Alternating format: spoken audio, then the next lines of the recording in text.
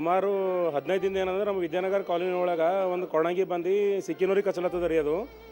ಫಾರೆಸ್ಟ್ದವ್ರಿಗೆಲ್ಲ ಹೇಳಿದ್ರು ಯಾರು ಏನಂದ್ರೆ ಇದಕ್ಕೆ ಆ್ಯಕ್ಷನ್ ತೊಗೊಳಕ್ಕೆ ರೆಡಿ ಇಲ್ಲ. ಇವತ್ತು ಒಂದೇ ದಿನ ಏನಂತಂದ್ರೆ 8 ಜನರಿಗೆ ಕಚ್ಚದ, ಒಂದೇ ಏರಿಯಾದ 8 ಜನರಿಗೆ ಮಂಗ ಬಂದು ಕಚ್ಚದ. 8 ಜನ ಏನಂದ್ರೆ ಇಲ್ಲ ಅಡ್ಮಿಟ್ ಅದಾರ ಬಂದು ಇವತ್ತು ಎಲ್ಲರೂ ಪ್ರತಿಯೊಬ್ಬರು.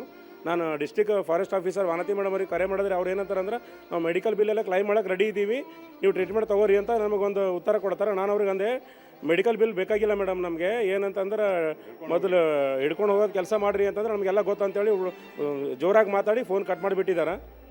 ನಾವು ನಮ್ಮದು ಉಸ್ತುವಾರಿ ಸಚಿವರು ಈಶ್ವರ್ ಖಂಡ್ರೆ ಸಾಹೇಬ್ರಿಗೆ ಮನವಿ ಮಾಡ್ಕೊಳ್ಳೋದು ಏನಂತಂದ್ರೆ ಸುಮಾರು ದಿನದಿಂದ ನಾವು ವಿದ್ಯಾನಗರ ಕಾಲೋನಿ ಒಳಗೆ ಮಂಗದ ಕಾಟ ಜಾಸ್ತಿ ಆಗಿದೆ, ದಯವಿಟ್ಟು ಅದನ್ನು ಹಿಡ್ಕೊಂಡು ಹೋಗೋಕೆ ತಮ್ಮ ಇಲಾಖೆಯವರು ಸಹಕರಿಸಿ ಅಂತೇಳಿ ಮನವಿ ಮಾಡ್ಕೋತಾ ಇದ್ದೀನಿ.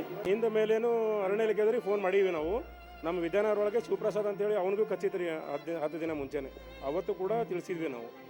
ಅವಾಗ ಆಯ್ತು ನೋಡ್ತೀವಿ ಹಿಡ್ಕೊಂಡು ಹೋಗ್ತೀವಿ ಅಂತ ಅಷ್ಟೇ ಹೇಳಿದ್ರಿ. ಇವತ್ತು ಕರೆ ಮಾಡೋದ್ರಂತೂ ಉಡಾಫೆಯಿಂದ ಮಾತಾಡ್ತಾ ಇದ್ದಾರೆ ಅವರು. ನೀವು ಮೆಡಿಕಲ್ ಬಿಲ್ ಕ್ಲೈಮ್ ಮಾಡ್ತೀವಿ ಅಂತ ಹೇಳ್ತಾರೆ ನಮಗೆ. ಅರಣ್ಯ ಅವರು ಅಧಿಕಾರಿ ಒಳಗೆ ಹಿಡಿತದಾಗ ಇಲ್ಲ ಅನ್ಕೋತೀನಿ. ಯಾಕಂದ್ರೆ ಒಂದು ಡಿಸ್ಟ್ರಿಕ್ಟ್ ಫಾರೆಸ್ಟ್ ಆಫೀಸರ್ ಆ ಥರ ಮಾತಾಡ್ತಾರೆ ಅಂತಂದ್ರೆ ಅರಣ್ಯ ಅಧಿಕಾರಿಗಳು ಹಿಡಿತದಾಗ ಅಧಿಕಾರಿ ಇಲ್ಲ ಅಂತ ಹೇಳಿ ನಾನು ಹೇಳ್ತೀನಿ. ನನ್ನ ಹೆಸರು ಪ್ರದೀಪ್ ಎನಗಂದಿ ಅಂತೇಳಿ ವಿದ್ಯಾನಗರ ಕಾಲೋನಿ ನಿವಾಸಿ.